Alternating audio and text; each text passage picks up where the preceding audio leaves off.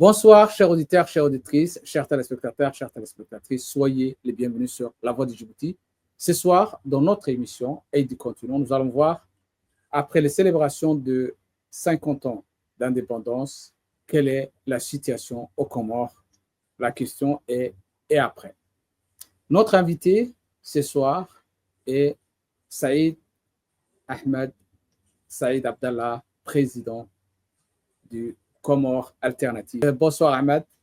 Bonsoir Jawa, bonsoir. Vous avez été récemment aux Comores les 50 ans d'indépendance. Quel est pour vous le bilan des célébrations de cette indépendance?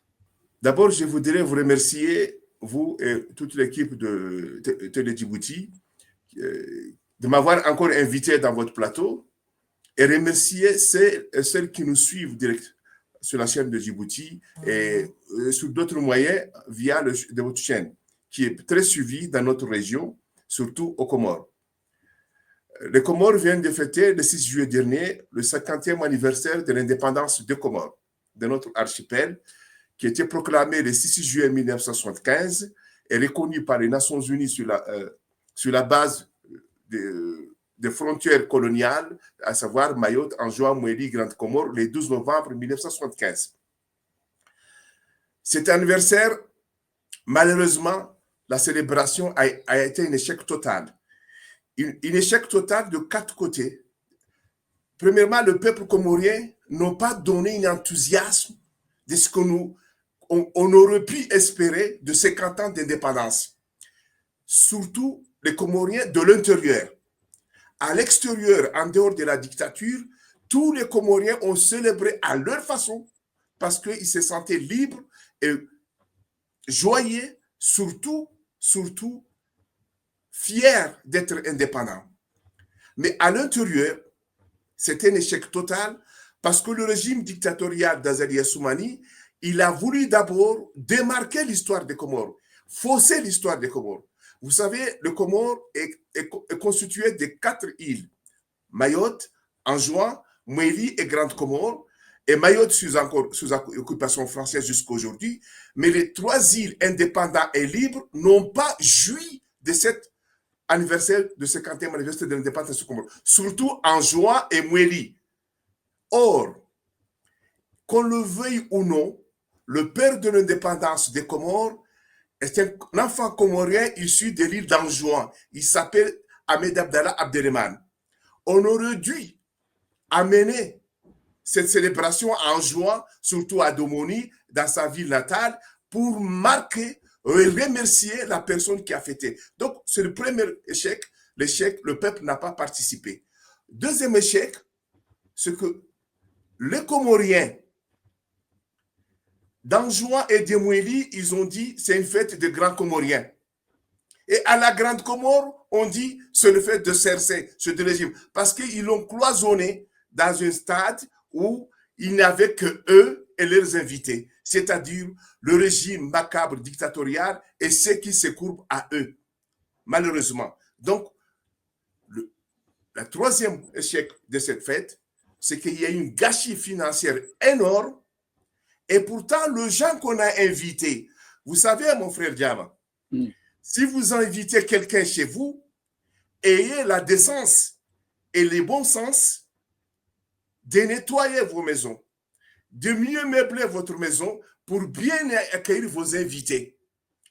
Or, nos invités, ils sont arrivés dans un pays délabré et même l'aéroport, on n'avait même pas un tapis pour prendre le bagage à l'aéroport de Moroni. C'est-à-dire c'est un pays totalement délabré, pas de route, pas de lumière et le peuple est absent. Donc, c'était lamentable. Et le quatrième échec, on nous parle qu'on a utilisé plus de 400 millions de francs comoriens, un fonds qu'on aurait pu utiliser pour aménager l'aéroport international, le seul aéroport qu'on a aux Comores, aéroport international Prince Saïd Ibrahim, pour mieux accueillir nos invités. Donc, c'était une honte pour nous, cette célébration. Mais nous osons espérer que l'année prochaine, c'est nous qui célébrerons l'indépendance des Comores le 6 juillet, Inch'Allah. Donc, c'est pour vous dire, c'était un échec total et lamentable. Saïd, est-ce qu'on ne peut pas dire vos paroles sont des paroles d'opposants qui ne prennent pas en compte la réalité sur les pays, ou en tout cas les îles que vous avez énumérées tout à l'heure? Non, mais, parole d'opposant, certes, parce que je fais partie de l'opposition comorienne. Mais la réalité, non. La réalité comorienne est pire de ce que je vous dis. Parce que je vous vais donner un exemple. Quand vous arrivez à l'aéroport de Moroni, vos bagages, ils sont jetés à terre. C'est l'aéroport international qui devait être l'image de notre pays, qui devait être, on devait tout faire pour que cet aéroport, quand les gens viennent, on le voit bien. Vous savez, on a invité le président de l'île Maurice, le président de l'Éthiopie et le président tanzanien, le 3. C'est ce qu'ils sont venus. L'île Maurice, c'est le pays phare de l'océan Indien. Le pays phare. Imagine le président de l'île Maurice qui voit notre président pavaner, président de l'Union africaine, et ainsi dehors. Il vient, il voit cet aéroport-là. Et quand il prend la route, il regarde le pays, il dit, mais ah bon, c'est ça le pays de ce monsieur? C'était pas ça qu'il faut faire. Chez nous, en comorien, on dit, quand on est dénudé, on s'assoit. Donc, il ne fallait pas le faire. Ce n'est pas une parole d'opposition. Moi, j'aime mon pays. J'aurais aimé que mon pays soit bien. Vous savez, la dictature, il y en a partout, presque dans plusieurs pays. Mais ce sont des dictatures visionnaires. On ne se plaint pas en Chine parce que la direction a amélioré la vie des millions, plus de 500 millions de gens, de la pauvreté vers la richesse à une seule génération. J'aurais aimé que pendant les 8 ans de colonel Azali, il a pu faire au moins une chose, l'aéroport. Malheureusement, il n'y a rien de fait. Le pays est lamentable. Deuxième parole que je vous assure que ce n'est pas seulement de l'opposition, l'économie du pays. Vous venez aux Comores, 2 heures, 3 heures de temps, il n'y a pas d'électricité. Ça, ce n'est pas moi de vous le dire. Vous le vivrez. Nous sommes le seul pays de l'océan Indien qui n'en a pas une compagnie aérienne. Et pourtant, notre président, il a un jet privé, à lui seul. Je vais vous dire une petite anecdote. Nous sommes des musulmans. Un jour, Omar ibn Khattab, le deuxième calife, il s'habillait d'une chemise où tout le monde a eu juste un lambeau de cette chemise-là. Donc, personne ne devait pouvoir faire une chemise de ce tissu. Et les jours de vendredi, il devait faire le khutbah. Les gens lui disent, mais attendez, vous voulez nous faire une khutbah? Vous avez pu faire avec ce tissu une chemise. Et nous autres, on n'en a pas pu le faire. Comment se fait-il? C'est-à-dire, toi, tu t'es enrichi en nous appauvrissant aux dépens de nous. Et Omar ibn Khattab, il disait, Abdallah, parce qu'il y avait son fils qui a eu aussi un morceau de ce tissu, qu'il a dit à son père, papa, prends ça et tu fais une chemise. Le mien et le tien, tu additionnes, tu fais une chemise. Il a dit, Abdallah, parle. Abdallah, il a parlé. Ça, c'est des dirigeants justes.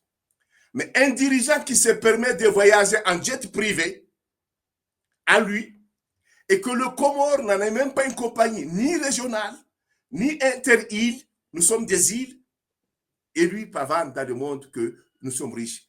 Avant de montrer qu'on est grand, il faut l'agrandir chez toi d'abord. C'est ça qui a fait le président de l'île Maurice. Il est venu avec une compagnie Air Mauritius, pas un jet privé. Le président d'Éthiopie, il est venu avec Air éthiopienne. Le président de la Tanzanie, il est venu avec Air Tanzanie. C'est ça qu'il nous vaut. Ce n'est pas une parole d'opposition, c'est une parole de bon sens. Le président Azali appelle aujourd'hui, d'après ce que nous avons vu sur les réseaux sociaux et nos informations, qu'il appelle l'opposition et le peuple comorien à la réconciliation. Qu'est-ce que veut l'opposition? Est-ce qu'elle veut répondre à cet appel du président Azali? D'abord, vous savez, c'est purement azalien. Il a fêté l'indépendance sans les autres îles. C'est-à-dire, avant, quand on fête l'indépendance, on le fait à Moroni, mais on fait aussi de fêtes en juin à Moutsamoudou et à Fomboni. On mobilise tout le monde à célébrer parce que ce n'est pas une fête familiale. C'est une fête nationale. C'est-à-dire, le Comore étant composé des îles, donc il faudra que dans chaque île, dans la capitale de chaque île, la fête soit célébrée. Ce n'était pas le cas. Il vient le 19 juillet en juin, avec beaucoup de mépris et d'insultes. Ce message pour nous, c'est une insulte aux Comoriens de l'île d'Anjouan. Pourquoi? D'abord, il n'a pas fêté. Il a essayé de tout faire pour masquer que l'indépendance n'est pas celle d'Abdallah, mais celle des autres. C'est Ahmed Abdallah qui a prononcé l'indépendance, qu'on le veuille ou non. Ce n'est pas mon père, ni leur père. C'est Ahmed Abdallah Abderrahmane. Et qu'il vient en juin, n'oublions pas que le 6 juillet, il a gracié de prisonniers politiques, quelques-uns, et de prisonniers de droit commun, sans aucun Comorien d'Anjouan. Sans aucun. C'est-à-dire, pour lui, il tire les Comoriens d'Anjouan vers la guerre, l'affrontement. C'est ce qu'il veut. Et il vient en juin, il regarde, mais qu'est-ce que je n'ai pas dit à ces gens-là? Bon, on va faire une réconciliation. S'il a voulu une réconciliation, s'il était honnête, s'il était sincère, il aurait d'abord libéré les prisonniers politiques, plus particulièrement le président Ahmed Abdallah Sambi, qui vient de l'île d'Anjouan, et le gouverneur Salam et d'autres qui croupissent en prison en juin en disant, écoutez, j'ai libéré tous mes frères politiciens que j'avais emprisonnés, on se réconcilie pour bâtir notre pays parce que j'ai commis trop de crimes et je m'en excuse, je veux qu'on se réconcilie. Peut-être on l'aurait écouté, on l'aurait compris. Mais appelez ces gens, les gens qui ont l'habitude de lui cirer les sourcils, pour dire qu'on va se réconcilier et ces gens-là applaudissent. Monsieur Diam, je vais vous dire une chose. Vous savez, à l'époque de l'esclavagisme, les Blancs ne sont jamais entrés en Afrique noire. Ils menaient leurs bateaux, ils les garaient. Et ils cherchaient quelques Noirs. Tu as ça, va rattraper les autres. Et les Noirs, ils croyaient que ce sont ses frères. Ils parlent avec eux, ils les attrapent, ils les emballent, ils les vendent. Le premier vendeur d'esclaves, ce sont des Noirs comme nous, qui étaient exploités par le Blanc. C'est pour cela que je dis souvent, et je le répète, le néocolonialisme qui utilise nos frères pour nous exploiter dans le système France-Afrique, c'est le pire des systèmes. On utilise ton frère pour tuer, pour te tuer. Si ce n'est pas quelqu'un d'autre, c'est ton frère. C'est lui qui dit, non, tu es bien, viens, et pourtant c'est lui qui nous tue. Donc, je dis bien, ce n'est pas une réconciliation, Azali voulait faire en juin. C'est un mépris. Ils prennent tout le monde de bas, ils considèrent les gens comme des riens, et ils veulent nous faire comprendre que là, il va faire une réconciliation. Deuxième chose, deuxième mépris, il a détruit les accords de Fomboni. C'est lui qui l'a détruit. Et pourtant, c'est lui qui l'avait initié. Mais comme ça marchait, pas à sa faveur, il l'a détruit. Et là, il dit aux Mouéliens, bon, écoute, vous, Mouéli, le 17 février 2026, on va faire une réconciliation. Après, on va continuer. On ne va pas attendre ça. On n'est pas des enfants. On comprend son jeu. Il n'y aura pas de réconciliation tant qu'il y a des prisonniers politiques et tant que Azali est là. Il est irréconciliable avec personne, Azali. La seule solution qu'il attend, c'est la force, et il partira. il n'y aura pas de réconciliation. Il ne peut pas Donc, vous garder nos rejetez frères la et sœurs main en tendue prison d'Assali. et parler de réconciliation. L'opposition rejette. Pardon? Vous rejetez la main tendue d'Assali aujourd'hui. Non, non, ce n'est pas une main tendue. Ce n'est même pas une main tendue. C'est une insulte tendue. C'est un mépris exagéré envers les Comoriens en général, plus particulièrement les Comoriens d'Anjouan. Et c'est lamentable de trouver deux gens sensés et respectables prononcer des discours en disant que là, ils cherchent, c'est une bonne chose, on se réconcilie avec qui?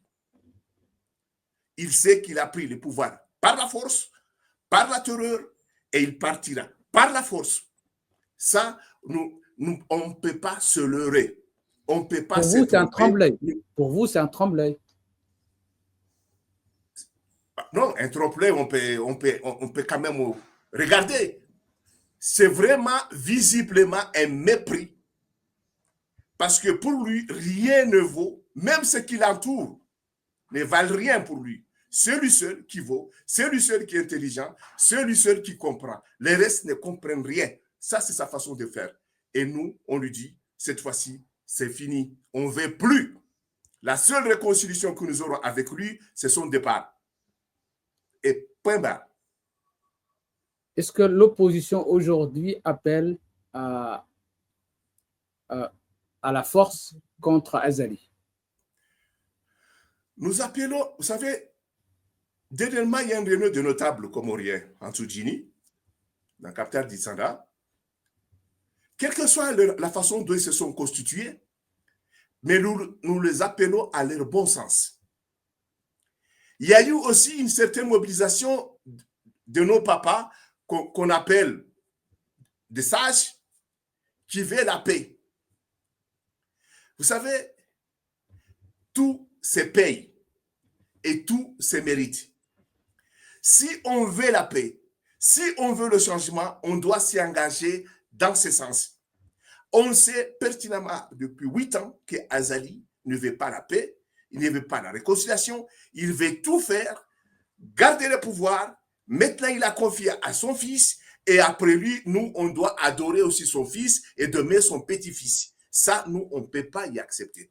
Peut-être, nous laisserons notre vie, mais on s'engagera à le combattre. Il n'y aura ni réconciliation, surtout pour nous autres. Il peut y avoir toujours des républicains, entre guillemets, qui se disent républicains, qui va aller cirer les chaussures aux autres, c'est leur droit. Mais nous, on dit,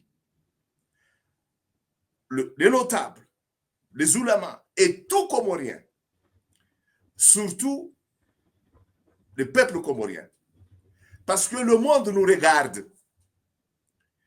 Le problème que nous vivons aujourd'hui, le monde ne le ressent pas. Parce que nous sommes en train de danser et pourtant le pays brûle. Il ne faut jamais penser que vous n'êtes pas concernés. Nous sommes tous concernés. Ce n'est pas parce que vous voulez fêter vos mariages, vous voulez manger, vous voulez danser, que le pays va se développer. Ce n'est pas vrai. La danse ne dure qu'une journée ou deux, mais le pays aurait reculé d'une année ou deux. Vous voyez la différence. Donc j'appelle aux Comoriens le bon sens, les bons sens. Toute collaboration, toute aide à cette dictature doit être un jour condamnée, doit être un jour réprimée. Parce que nous, opposition aujourd'hui, on dit, vous êtes divisés, vous êtes ceci. Maintenant, on est rassemblés. On est rassemblés. Mais le rassemblement ne suffit pas. Il faudra aussi que le peuple suive. Si le peuple comorien ne nous suit pas, nous ne pourrons rien faire. Rien ne peut se faire sans le peuple comorien. Et le peuple comorien, c'est le notable, c'est le jeune, c'est les oulémas, c'est les enseignants et les cadres comoriens. Parce que vous savez, on a fêté 50 ans d'indépendance. Une indépendance au minimum. On est toujours sous la coupe d'une colonie monétaire. On est toujours sous la coupe d'une partie de notre territoire occupé. Et maintenant, on est pris en otage par un clan qui détruit, qui nous tue chaque jour, qu'on doit y débarrasser. Donc, j'appelle vivement les Comoriens il n'est pas interdit de danser, de se marier, mais chaque chose a son temps et chaque chose a une priorité, surtout à nous les politiciens. Parce que les gens ne nous comprennent pas. Les gens ne nous comprennent pas et ils nous regardent. Et quand ils nous disent, vous voyez, vous dites que vous avez des problèmes, mais vous dansez quand même. Je dis, oui, vous savez, à la mer, il y a un fruit de mer qui s'appelle jacacao. Je ne sais pas comment, crabe en français. Quand on le fait bouillir, il sourit toujours. Et pourtant, il est en train d'être cuit, mais il sourit. Donc, il y a des gens comme ça, malheureusement, mais j'appelle le peuple comorien à se ressaisir, à se mobiliser derrière l'opposition pour mettre fin à ce régime dictatorial et à ne pas accepter aucun compromis avec ce régime tant que c'est le préalable maximal et minimal. C'est-à-dire qu'on ne peut pas du tout aller et on ne peut rien accepter ni parler tant qu'il y a des prisonniers politiques, parce que vous savez, Mohamed Abdallah Sambi est condamné, Mohamed Ali Souadi est condamné, ministre Ali Sidi est condamné. Il y a beaucoup de gens qui sont condamnés de ce régime. Il faudra que ces gens-là soient libres et capables de parler et on peut discuter. Donc, vous mettez en condition de la libération des prisonniers politiques pour discuter avec le pouvoir en place. Non. Ça, c'est pour nous dire qu'il parle de dialogue. Oui. Pour nous appeler à dialoguer. Et dans ce cas-là, s'il libère les prisonniers politiques, sous l'instance internationale, de toute instance internationale, on peut en discuter. Mais le préalable, c'est-à-dire pour dire de dialogue, ça d'abord. Et quels sont les points que vous voulez dialoguer s'il y a dialogue qui s'entame? Le seul dialogue qui existe, c'est qu'Azali parte. Il n'y en a pas d'autre. Il n'y en a pas d'autre. De toute façon, il a deux choix.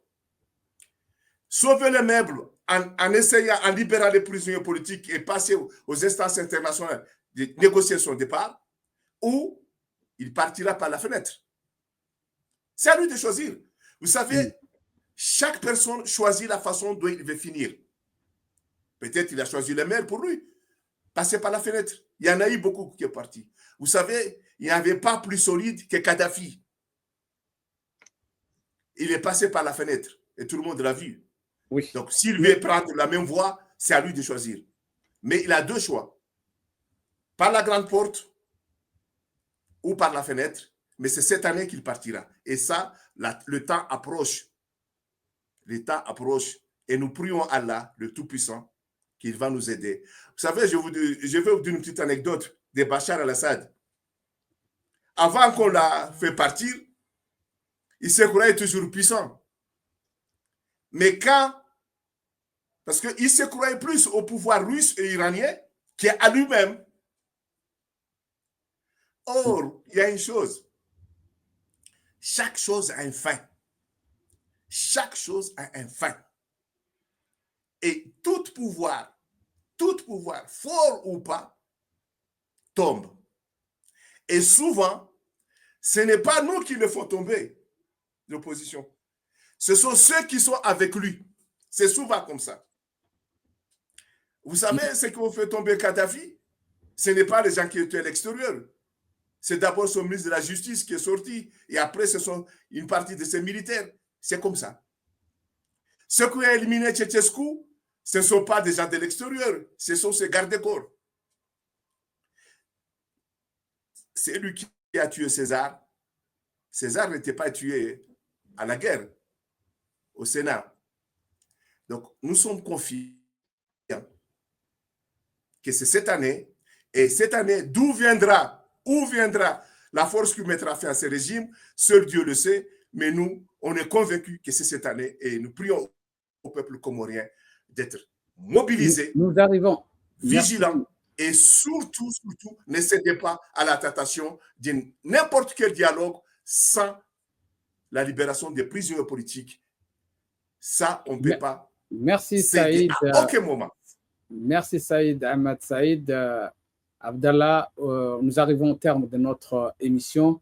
le mot d'ordre que vous avez donné, c'est pas de négociation, pas de réconciliation avant la libération des prisonniers politiques. Merci encore, Saïd Ahmed. Merci beaucoup. Merci. Merci.